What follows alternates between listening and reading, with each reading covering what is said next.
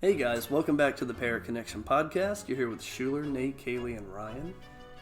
And tonight, I think we're going to have a pretty good podcast. We have a new guest coming on. Her name is Eryn McGarry. She's been highlighted on a TV show that's came out about a year or so ago, so that's pretty cool. She's also a paranormal investigator from Denver, Colorado, so she's going to have some pretty good stories to talk to us about and all that. Nate, you got anything that you think's going to be interesting tonight to talk to Eryn about? I mean, I think it would be cool to talk to her just based on, what we saw in the show. Yeah, I think it'll be pretty interesting if, she can highlight that, even if it's off record. I mean, there's some interesting things, and I'm sure there's going to be some things she can kind of top off that are more generic with things that she's, researched and got involved with and experienced. I know she said she's going to want to talk about some theories, and some of these theories kind of relate into sensitivities, which Kaylee, I believe you can relate on that, can't you? Yeah, pretty much. How excited are you about that? Pretty dang excited. Oh, are we going back to the original intros there? Oh, you bet I am. So what about you, Ryan, with what we're talking about with Eryn here? What are you excited for to talk to her about? I mean, we've got so many theories. Yeah, I mean, just to hear what type of theories that she's into. There's theories that maybe I haven't heard about or, to learn more. Yeah, I think we'll learn some pretty good stuff tonight. And, of course, we'll share with her some of our own experiences and kind of get the info on her outlets so we can keep up with her adventures and all that stuff and go from there. So let's go ahead and get this podcast rolling and give her a call and see what comes our way. Let's go. All right. So we have Eryn McGarry on the podcast here with us. Thank you guys for having me. I always love talking with like-minded people who don't think I'm crazy. I'm kidding, girl.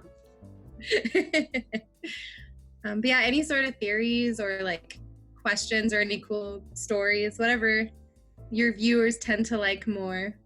So Eryn, when we were starting up the talk here with you, you had a theory that you've been doing a lot of research on. Would you like to kind of recap that and give some details on your research that you've been doing lately? Sure. So as anybody who has seen Haunted knows, I've kind of had crazy experiences for most of my life.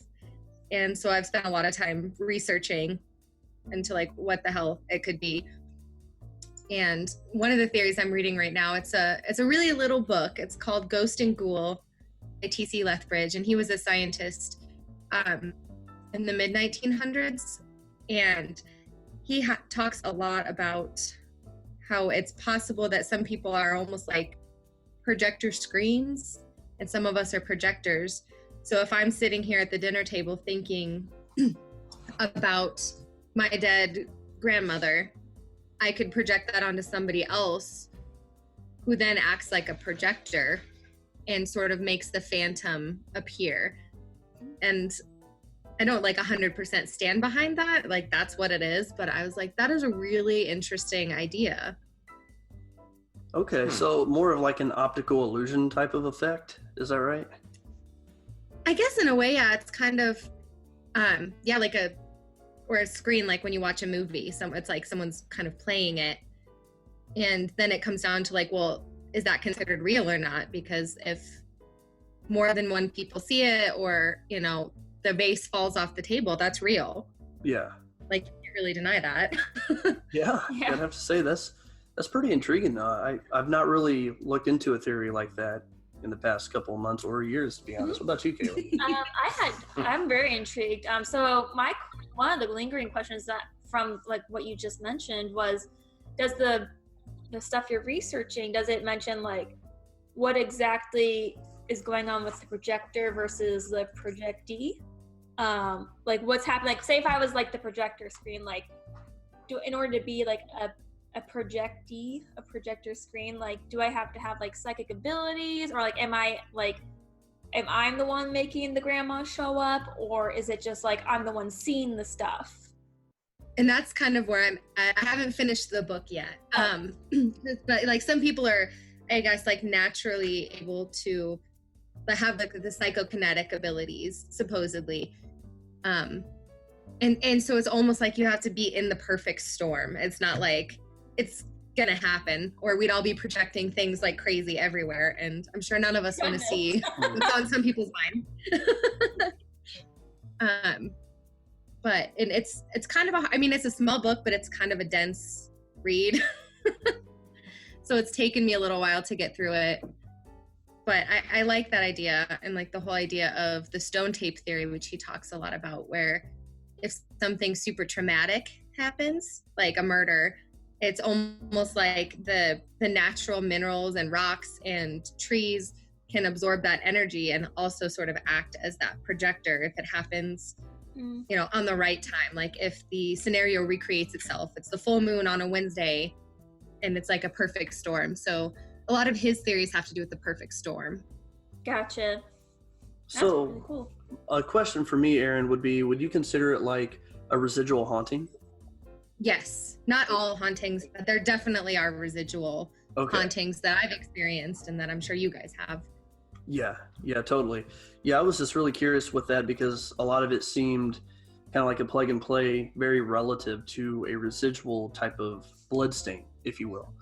And a lot of people like to have a debate on it, whether or not it's a haunting, like it's intelligent, but it can't really communicate with us, I guess. And then there's also like another group of people that say it's not intelligent and it's strictly like a replay, like you're saying, like It's a almost movie. like a memory that's been imprinted. Exactly. Yeah. Is that like you took like an object? Yeah, go ahead, Ryan. No, like let's say like when you took like the stone from the Oh, you're talking about Central State, from right? Central State. Like, Yeah. what if that stone was part of something that was reoccurring? Like, they were throwing the stones around, but then you took it, That's a good point. and then that had some effect of like haunting on you, but then you returned it back for the full effect of the, their Like the environment where it came Correct. from. Yeah. Yeah, what Ryan's talking about, Eryn, is there's an investigation I did at an old mental institution called Central State. And I was hit with an object, which was a small little rock, because we were down in a crawl space. And there were stories about people being chained up and, different things happening to them. And this was like my first real quote unquote poltergeist activity, if you will. And I thought it was phenomenal, and being like 18 years old, it was just wonderful. But I took this rock home with me, and I had a whole bunch of weird stuff happen to me at my actual house with, like my bed shaking, with vivid nightmares of me being dragged down my hallway, being thrown against the wall. I still can't believe you took it home. Oh my gosh. Like that's like the biggest faux pas you could ever do. When you told me, I probably would have I lost my breath. I was like, I can't believe I would put it you. in the fish tank. You would have put it in the fish tank, right? Oh my god. Oh, the poor fish. Right? I mean, at the Miracle it's time, still alive. it was the second year that we were a paranormal team and getting into the field and everything. Young So and dumb. very amateur, of course. But I thought it was pretty cool. I was like, oh my God, here's a souvenir, and I got hit by an invisible force. This is so cool. And I took it home, and for a month, I paid the price. I'm not going to go into that I can't story believe you because lasted a whole month too. there's a Like, lot of detail. But I feel like after the first night, I would have like flinging that rock out my window or something. I needed to do something with it. But long story short, I took it back. And I did my personal prayers and all that fun stuff, and it finally, that same night, it stopped. So it was weird. But like Ryan's saying, he was curious if what you're talking about with the theories of the stone tape, if that could somehow be related. Even though it seemed like this thing was intelligent, it attacked me on personal levels, on intelligent levels, but it seemed to be attached to that rock. And like you're saying, these stones kind of absorb energy, but that seemed intelligent. It wasn't like a replay. But what's your theory on that? That sounds like it could definitely be related, but I see that a little differently since it's not so much an imprint, but it's like, with all the haunted dolls or haunted objects, things tend to attach themselves to objects, and then I believe they can definitely be intelligent at that point. And I don't know if that could be seen as like maybe whatever spirit was there was just kind of pissed that you took the rock and sort of like, Yeah. and then tell you Yeah, who or whatever it was, Eryn, it was not a good time. It was not a nice time, to say the least. I was even scratched in my shower one of the nights after I brought that rock. Oh my gosh. Yeah, it was pretty intense. That takes a lot of energy to have a spirit be able to like manifest any sort of physical attacks. Oh yeah. I mean, as an investigator, I live for that, but I mean, when it happens in your home, it's different. Like if you're on an investigation and something happens, it's like, yes, evidence. But in your home, it's like a violation of privacy. Get out. It's like, I love this stuff, but I don't want to live with this stuff. Exactly. My mom and I get them all the time, and so we have to spirits out of here constantly. Do you do anything to try and combat it on a daily basis at all? We get kind of, I guess, bad about doing it on a daily basis. It usually just happens like, I think the most recent, it was probably like 2 weeks ago, we were sitting on the couch and our cupboard started like, not like slamming, but like shaking. And we're like, God damn it. Like, so then we do our rituals to get rid of things. And usually they leave, and my adulthood is a lot separate from what happened in my childhood on what the show talked about. Yeah. I haven't dealt with anything quite that aggressive in my later years, thankfully. That's really good. Yeah. I just wanted to ask if you're comfortable enough with it. With your rituals, are there any type of specific steps that anybody could follow that might be on with something and they're like, I don't know what to do, or am I qualified? I'd love to know. Could you kind of give us a little info on that? Oh yeah, of course. So I'm of the firm belief that whatever, I guess, ritual you're doing comes from the power of your belief. So if you're a Christian, doing a pagan ritual is probably not really going to do anything for you, because magic and all that is about intention. So, I mean, personally as a pagan, we burn a lot of sage and we do like mantras, and a big part of it is just telling whatever it is to go. Like, sorry, this is you're not welcome here. And most of the time they listen. Most of the time. So it comes down to true intention and also being pretty bold about what you want, whether or not it's to get rid of that thing or to get it off of you. It has to be something that you do within yourself. Almost like giving yourself the authority to make this thing go away. Yeah, and there are things that don't leave that easily that you might have to seek some help for. Like we had to do that way back in the day. We definitely had to seek help multiple times. But I'd say, just throwing random numbers out there, but I'd say it's like a 80% chance that usually things are like, oh, okay, I guess I'm not welcome here. Yeah. Mm-hmm. Yeah. So how did you end up finding these rituals? Did you Google them, if Google existed at the time? Or did you, because you said you had people come in and help at some point in time, like did they show you rituals to do? Well, I've been practicing a pagan path since I was 12. Oh, okay. So I've kind of learned just over the years simple things like white candles, sage, intention. There's certain spells that you can do. I personally did not Google them, but I do Google things a lot, and there's good information. But there's, you guys know, it's the internet. There's also because the internet's always true. Yeah, there's good and bad information out there.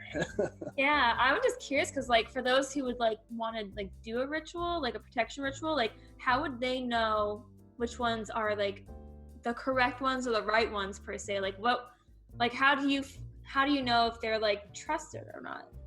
I've learned from, I guess, my godmother, and I work with a priestess. So I learned from them on just basic stuff. So I kind of always have trusted what they have to say. And so I have the knowledge, and I see something okay, yeah, that sounds like what I know, or at least the general vicinity.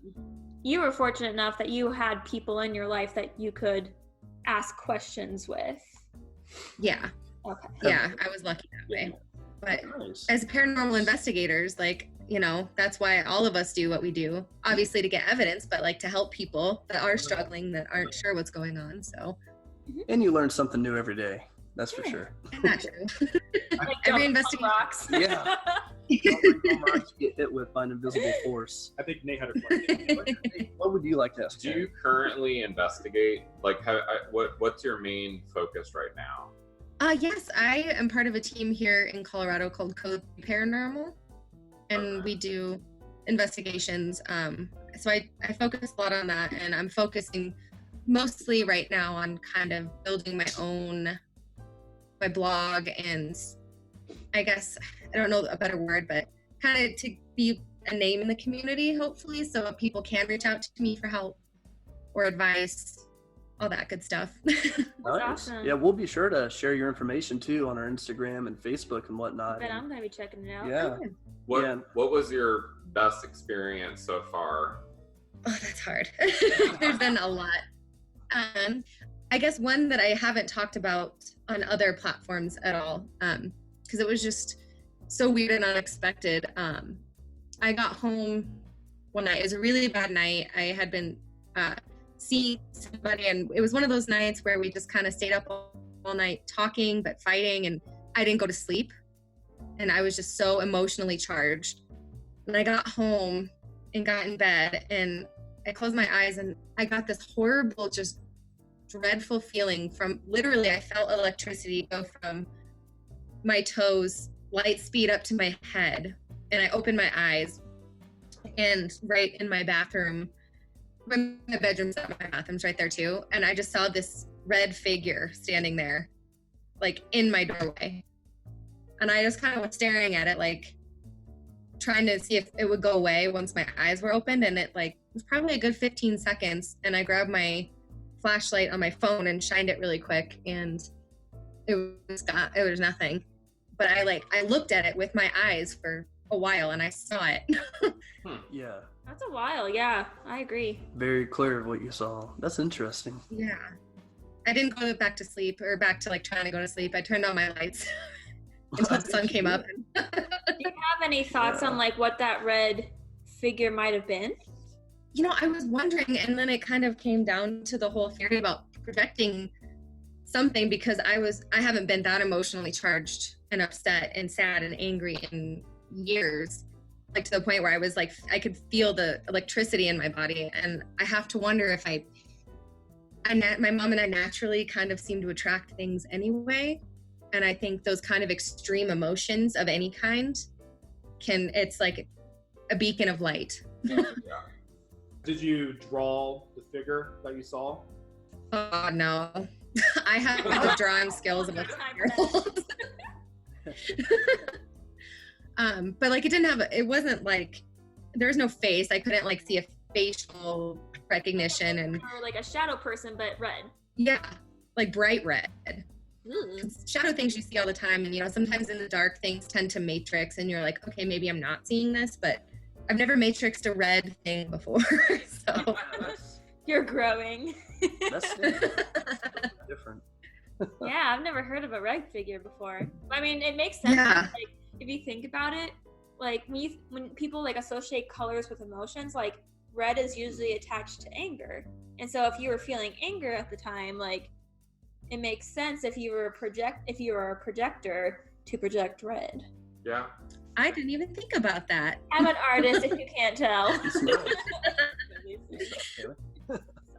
I love it. See, that's why I like talking to other people about this kind of stuff. And Kaylee, Eryn, like you two are kind of getting on with the whole projection thing. Do you kind of feel like with the emotions that you had that night, Eryn, what you were giving off is kind of like a light during the summer night?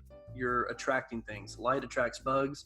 That anger, that emotion you were attracting was possibly attracting something spiritual, and it came to your energy. Okay, it's powerful here. Do you think that's possible? Yep.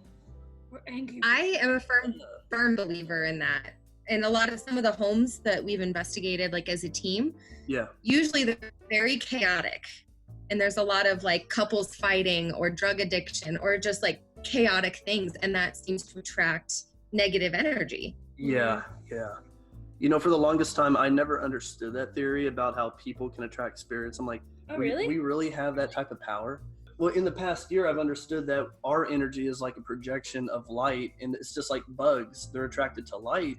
So when we have what spirits initially have, the same type of energy, they're like, oh man, there's a power source coming from somewhere, and they draw to that. So if you're super angry, super sad, kind of ties. Well, it goes back to energy never dies. You can't. Energy has to go somewhere. You can't make energy go away. Can't just disappear. It doesn't go away. It's always. You can't destroy energy. Yeah, you can't destroy it. Exactly. For sure.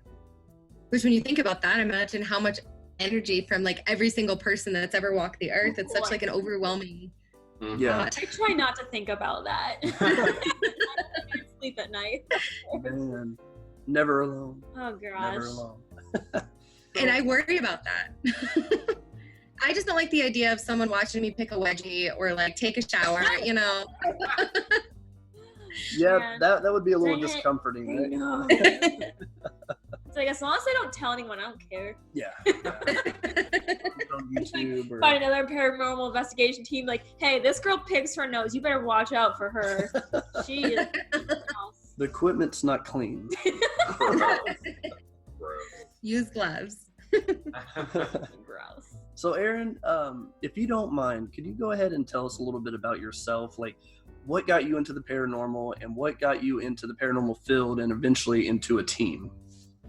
Sure. I mean, like I said, I've had experiences my whole life. I mean, even experiences that I don't remember, but like my best friend, one of my best friends, we've been friends since we were, I think, 4 and 5. Okay. And like, I don't remember it, but I would sit there and I'd be like, oh, look at the man at the top of the stairs. Like, and I could describe what he was wearing. And it's like, my brain has blocked that out, but she was like, you used to scare the crap out of me. Wow. And so I've always been like that. And then everything that happened in the show happened and life was crazy. And as I got older, I was just sort of like, okay. And then, Ghost Hunters, Ghost Adventures kind of made it more of like okay, this might be an accessible thing to study. Yeah. And so I actually sat at home one day on a snow day and messaged about 10 to 15 teams in Colorado, like, please take me. That's what I Please. did. Hey, I'm not the only one. And then I found one, and then I've been with them for about 3 years. Nice. And then my own research. I mean, in my room, I've got bookshelves just full of different stories and theories and other weird things. Nice. So, Eryn, you've been dealing with this since you were little, and it kind of seems like you could categorize yourself as a sensitive, correct? Yeah, I'm definitely sensitive. I'm most certainly not like, I don't have any, which I'm kind of glad for, like medium abilities. Okay. But I can definitely sense spirits and energies, and a lot of times I can pick up on people's thoughts and emotions if they're like right next to me. Okay, so you and Katie here might actually have a lot in common. She's kind of dabbling in that same little field. You want to elaborate, Katie? Yeah. So at the time of this recording, we haven't posted any of our podcast yet, but I was actually the guest speaker on the second podcast, and so I kind of go into my story there. So I'll try and just sugarcoat it and not like go into deep details. And I'll listen when it's posted. Yeah, so I mean, I've never struggled in life or like been tormented by anything. I just, it really wasn't until I was an adult that I realized that like, hey, I might be a little bit more special than I think I am. Just because like, I eventually like, at one point I met my spirit guide like visibly in person, which was like pretty cool. I was freaked out at the time, so I kind of ruined it. Well, it's scary. But it was still cool. But then I realized that like I had seen the same spirit guide throughout my dreams, throughout my life. Like the dreams that I remember, like the ones that stick with you. Not like, like you just like whatever. It's like you never forget them. Like there's a dream I remember from like when I was 5 years old, and like I remember every single thing from that dream. And it's just like I call them like celestial beings, and like I'm used to feeling, sensing like their feeling aura, if that makes sense. Like, oh no, it definitely does. And so I've only met like, as far as I know, I've only met like one human spirit, and that was actually my husband's father, who died of cancer when my husband was 13. And I didn't even realize who I was looking at, and it took me like about a month to realize like I felt like there was something in the corner, but I was just like, it was like so weak compared to like what I've felt my whole life, that like, like if you're not looking for it actively, like it's easy to overlook it. Oh yeah, or like chalk it up to a real thing. Yeah. Like, oh, that's just my imagination. Yeah, and so one day I just decided to acknowledge it. Like I looked at, like basically I just always, like anytime I left my then boyfriend's house, like you had to leave through the garage, and I just felt like there was this thing in this corner sitting on a bucket. You just felt like it like didn't know what to do, and like I just looked at that corner and I said hello, and I sat there for a moment, and then out of nowhere I just felt like there was this big intense energy right next to my left ear, and I almost felt like in my head I was hearing, "You can hear me," you know, like one of those cheesy movie phrases. It's like, "You can hear me, I'm a ghost." And I freaked out and I just ran to my car. Oh no. I felt a little bad, but then after a while I started kind of like piecing things together and be like, hey, I think this is somebody important associated to my, like at the time, boyfriend. And so that's kind of like, that was like my first interaction, but like that's kind of why I wanted to join like a paranormal team, because like this is not like something that happens to me all the time. Like I'm not like what is it, Long Island medium, where she's like seeing people every single day. I'm like, oh, that would drive me nuts. And so yeah, it's one of those things like so much of it is in your head, like you don't know if it's real or not, like especially after the experience has happened and it's been a long time, like, you know, it's just like you forget what that feeling was like, and then it's just kind of like, is this actually who I am? Because I don't want to be like, you know, how people are about psychics or whatever. It's just like, oh, you're just making that crap up. And so I've always been like, I've only really started like, you know, like bringing it up to people like in the past couple of years. And so that's why I'm really hoping that like I can join this paranormal team. I mean, I've already joined the paranormal team. Duh. You're still on probation. I'm still on probation. I know. No. Like Keeper. October, like they were having the Ghostvember on Travel Channel, and I was like, you know, literally seeing ghost channels like every single day, like ghost episodes. And you're just like so charged up. I'm like, I'm gonna join a team. So like you, I emailed like 15 people. It was like, please accept me into your clan. I'll be good, I promise. And thankfully, I mean, really, like the second person I emailed was Schuler, and like I got really lucky. They're a really great team. They're very nice and considerate. And, you know, that's all I really could ask for. And I'm just like, I've only literally been on one investigation with them because after that investigation, winter started. So we stopped. Like, they don't do investigations during the winter time, obviously, because it's cold.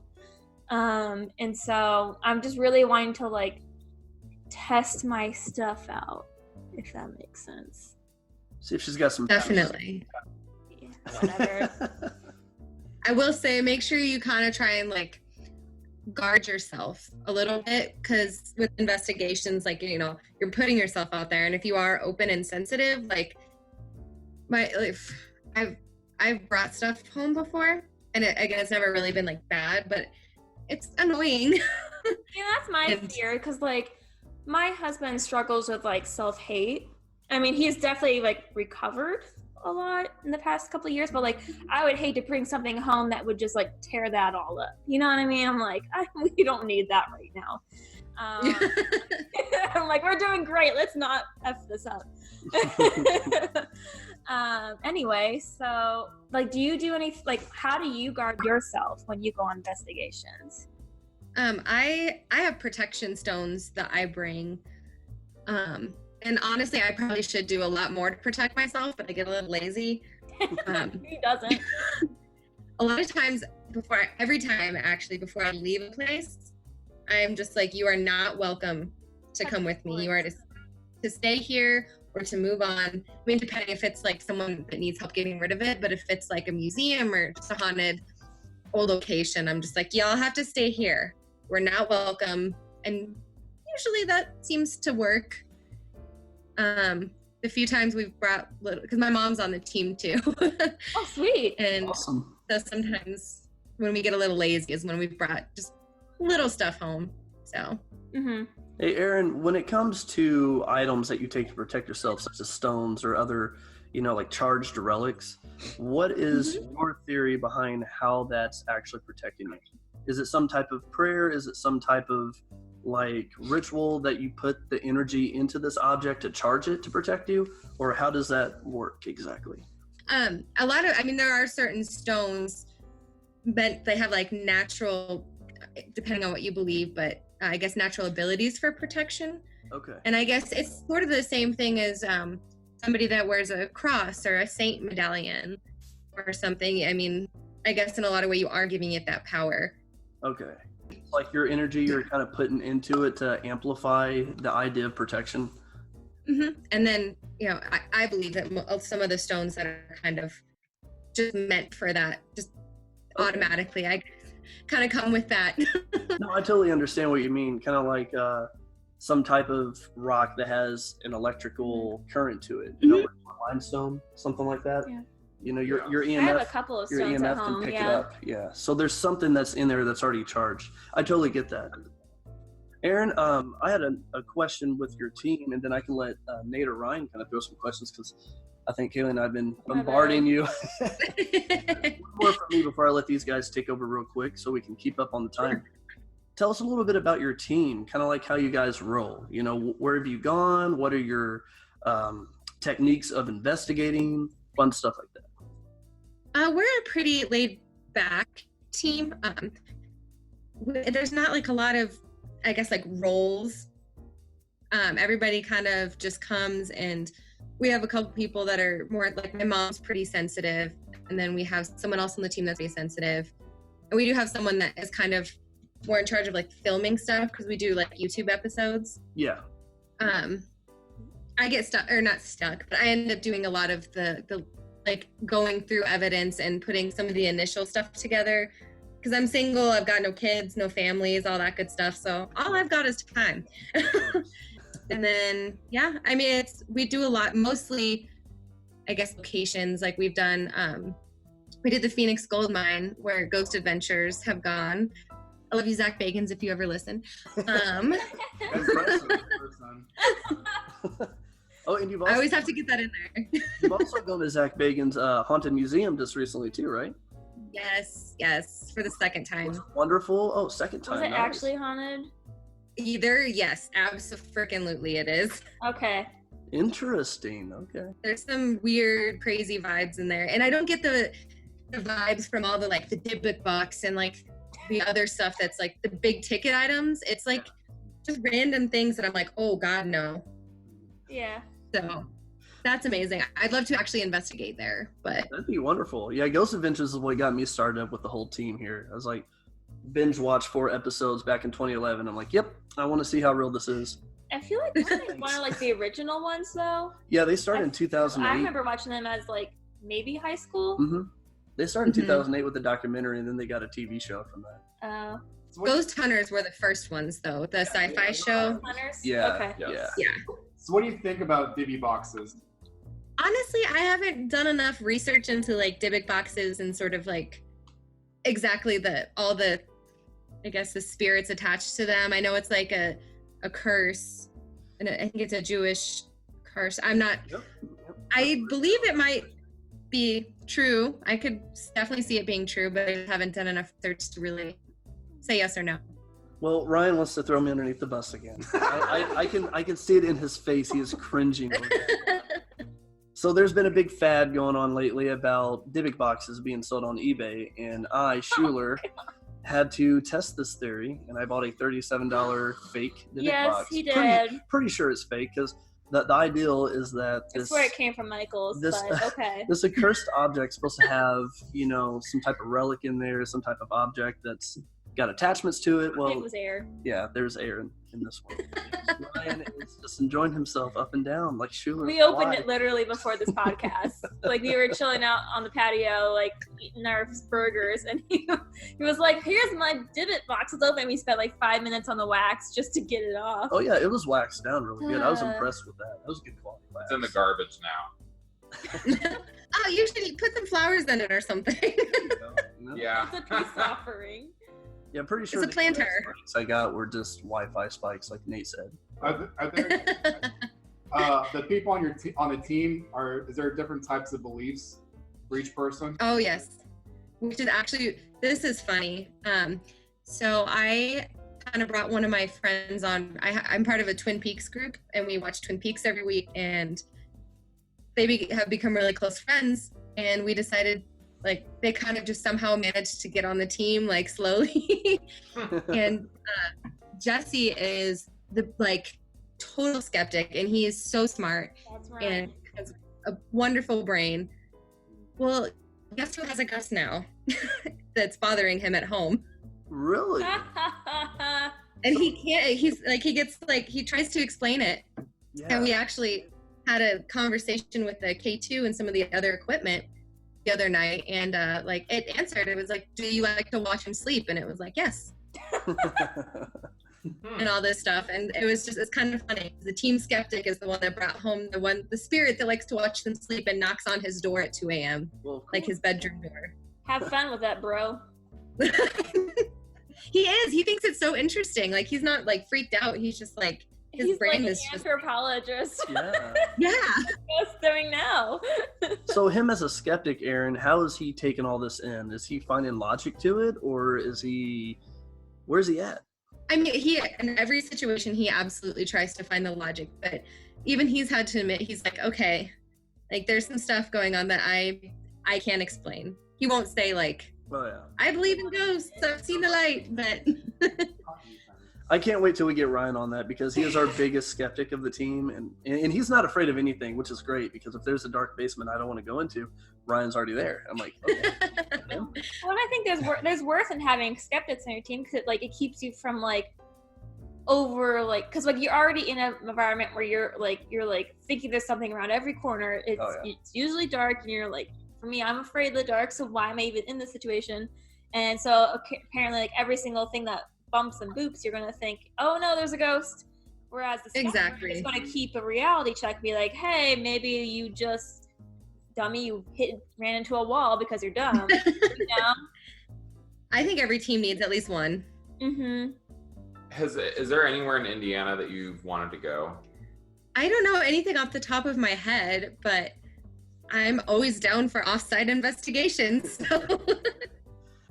But is there anything else you would like to cover, Eryn, or any outlets you would like to share with our listeners where they could find you, contact you, keep up to date with your adventures?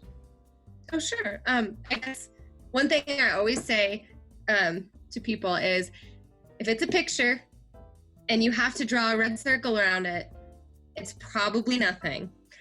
So calm down. Nice. Yeah, or I wrote a blog post about how much I hate orbs. I believe there are some legitimate orbs, but people are out in a dusty field and they run through and take pictures, and I'm like, oh, that's dust, it's dirt. That's not a ghost. I just always stay vigilant in trying to, I guess debunk things before you, go run around being like, it's paranormal. So I always leave people with that. And my main focus right now, is my Instagram, which is Paranormal Princess 7. And that kind of connects with the blog that I write. We're gonna be friends right now. I'm just saying. Well, look at that. That's the best place, just because Facebook, I got a lot of weirdos on Facebook after the show, so I don't accept people anymore. That's a smart way We have to a go. better following on Instagram than we do Facebook. Yeah, Facebook sucks now. Yeah. It's not the avenue. And then also, Code 3 Paranormal is on Instagram and YouTube, all that good stuff. We have our videos on YouTube of a lot of our EVPs, our investigations. So those are the best places. So if people could they type in something in Google to find all your outlets? Yeah, probably. I guess the best is just Paranormal Princess. Nice. Okay. Right on, Eryn. With a 7 at the end. But Okay. I think just Paranormal I Princess found should you. I'm messaging you right now. Yeah. There's my notification. Right Sweet. on. Oh, there's one of those weirdos from Indiana. She's gonna block. Weirdos are the best people, guys. Yeah. Yeah, we got haunted cornfields and cornfields. Yep. I don't want to talk about A it. couple racetracks. Eryn, is there anything else you wanted to cover real quick? Maybe do you feel like you're pretty comfortable in that theory about projection? I'd love to come back and talk about it more once I finish the book, and I can send you guys actually some of the paragraphs from it. Okay. He can explain it a little more eloquently than I can. Oh, that's all right. Yeah. But I'd be happy to send some of that to you guys, and then we can discuss it on the podcast, off the podcast, or whatever you guys are interested in. Okay. Yeah, most definitely. We'll get you back on for sure, Eryn.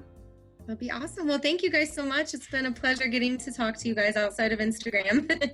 Yeah, thanks for coming on, and we look forward to talking to you next time.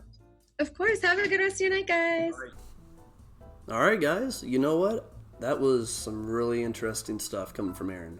the theories that she shared with us and her own personal stories. I mean, I connected to them pretty well because some of the things that happened to me back in 2011, 2012. But hearing someone else's side to it, especially someone that we've never worked with or have even known, it's just, to me, really intriguing that there's a lot of similarities all around the world. Whether it's within the United States or it's, in another country. A lot of the things we talked about tonight just really hit home for me. So I'm really glad we had this podcast with her. I'm glad Eryn came on. What about you, Nate? How do you take the podcast tonight? I thought it was very interesting talking to her. She seemed very knowledgeable, going back to like what she dealt with when she was a child. Yeah, I agree. But I know there's certain things she can't talk about, but it would be interesting to kind of get a little bit more background in the future. Yeah, for sure. So I'm sure there's a lot more that could go on with her story. What about you, Kaylee? What do you think about tonight? It was neat seeing a different perspective. She seemed pretty well put together considering she deals with this stuff all the time. I think I'd be kind of frazzled and stressed out. Totally. Yeah, but I mean, for the fact that you two could connect on like sensitivities too, I bet that kind of like made you a little more open to the whole thing because there's someone else that deals with what you deal with, but she's like totally knowledgeable and like okay with it. And that I know you're still learning and stuff, and it's not that you aren't knowledgeable, but it's really helping you build where you're trying to go, right? Yeah. Cool. Ryan, what about you? What do you think about Eryn tonight? No, I think it was good about hearing her experiences, and I think it's kind of cool in a way that it's still going on, and she can talk about it. Yeah. And I think it just shows like what she's been through, from her childhood and going forward. That the stuff's still happening, and she's fine with it. And then she's she does the investigations now, and her mom goes on them too. Yeah. So she's like involved in it for her whole life. She's gonna use it. Yeah, I mean, like you're saying, it kind of goes hand in hand with like it's every day for her now. Yeah. And she's actually able to help other people from her own experience because some people just kind of shut down and they don't want to deal with that anymore. But she's out there being proactive herself and helping other people. Yeah. So I totally agree with you on that, Ryan. That's a good point. Well, I think we pretty much exhausted tonight's podcast. So let's go ahead and get our farewells out for tonight. You guys know that you can reach out to us with any questions, concerns, comments, or even try to get on the podcast yourself if you want to speak to us in the future by going to Google and typing in PILT Paranormal. You'll find our website and all those other good outlets. Of course, our podcast, our Instagram, Facebook, all that good stuff. Be sure to follow us and check us out. And yeah, if you guys want to check out Eryn, we know for a fact you can look her up on Instagram. Her name is Paranormal Princess 7. So if you have any questions for her, send her a message, reach out to her. Even send her a friend request. You'll see all of her updates and all that good stuff. And, be a good time to keep up on her adventures. So, Nate, Ryan, Kaylee, got anything else for tonight's podcast before we take an end here? No. Thanks for listening. That's pretty much it. Listening as always. All right, yeah. Thank you guys for listening. And until next time, stay frosty. Thanks for tuning in.